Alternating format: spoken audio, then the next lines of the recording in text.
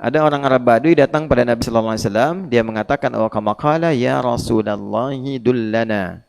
Ya Rasulullah, tolong tunjukkan pada kami ya amalan basita atau kama qala, amalan yang sederhana yudkhilunil jannah. Yang penting aku bisa masuk surga.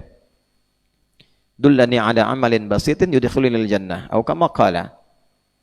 Ini pintar ini. Modal dikit keuntungan pengen banyak.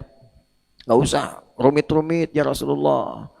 Enggak usah yang susah-susah, sederhana aja, yang penting ke surga. Kan intinya surga ya Rasul.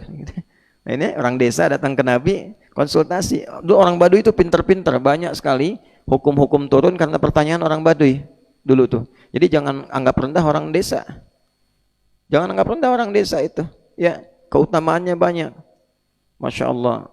Orang-orang yang kebanyakan tawadhu, ya kan? Apa adanya, ya kan? Apa adanya itu kan jauh dari riya, jauh dari sombong. Makanya kalau ada orang tinggal di desa sombong, bukan orang desa tuh. Awas ya, karena ciri khas. Nah, kemudian ketaatannya tinggi. Nah, dia tanya tadi seperti itu, maka Nabi ajarkan, kamu cukup sholat saja, wa kama qala. Yang fardu aja. Ya, yang fardu. Tidak perlu kerjakan yang sunnah kalau pengen cukup ke surga. Yang kedua, puasanya Ramadan aja. Yang ketiga, kalau ada harta lebih, zakat. Udah, illa antatawwa, kecuali engkau pengen naik di atas level itu. Nah, kemudian jaga diri dari maksiat. Tiba-tiba orang itu komen begini, ya, komen dia. Ya Rasulullah SAW, au kama qala, saya akan kerjakan yang itu dan saya akan jauhi maksiat. Ya kan? Fantalaqa, dia pergi. Lalu Nabi komen, perhatikan komen Nabi ini. Itu langsung like kemudian subscribe. Kata Nabi itu gini, ya. Aflaha in sadaqa au dakhalal jannata in sadaqa. Kalau dia komitmen pada perkataannya, dia berpotensi masuk surga. Berpotensi masuk surga, ya kan? Tapi surganya kan nggak disifati, artinya surga standar yang biasa aja. Ya, ke surga. Tapi surganya apa? Yang standar. Standar-standarnya tetap surga. Yang kenikmatannya mala ainun ra'at wala udhunun sami'at wala khatara ala qalbi bashar. Tapi orang ini, lihat perkataannya, saya akan jaga yang fardu itu, saya nggak bisa kerjakan yang sunnah tambahannya, tapi saya akan jaga diri dari maksiat. Perhatikan, catat kalimat ini.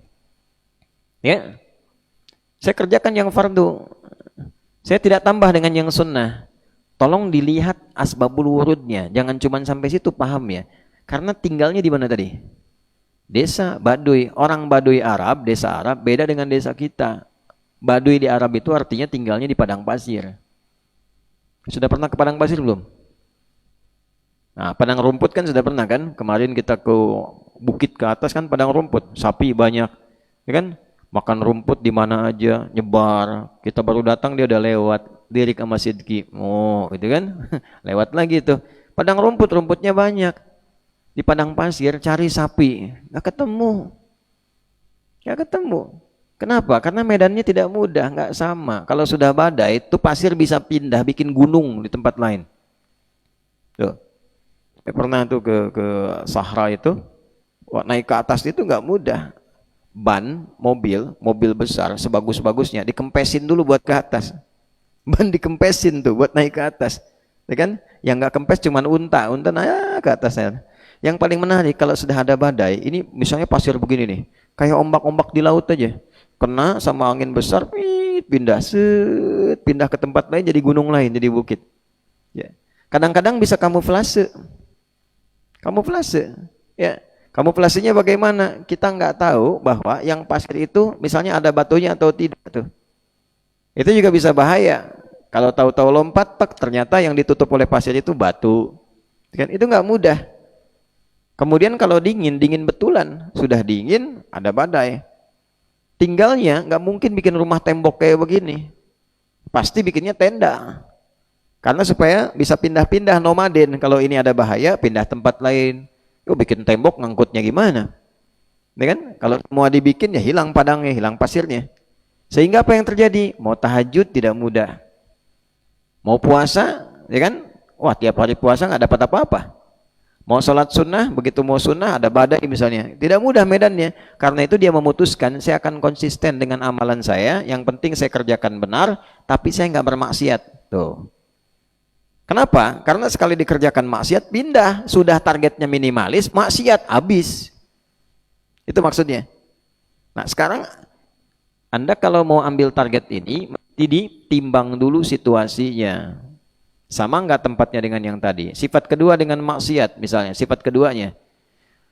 Di padang pasir tuh mau maksiat gimana? Buka handphone, sinyal nggak ada.